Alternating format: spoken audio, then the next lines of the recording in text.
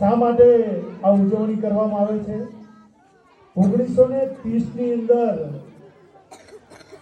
આની ચળવળ ચાલુ થઈ અને ત્યારે જ્યાં સુધી દેશ આઝાદ ન થાય ત્યાં સુધી આ લડત ચાલુ રહેશે એવું રાવી નદીના કિનારે આ શરૂઆત ત્યાંથી થયેલી અને એના પછી ઘણા બધા આપણા નાયકોએ બલિદાન આપ્યું અને એ બલિદાનના લીધે આપણે બધાએ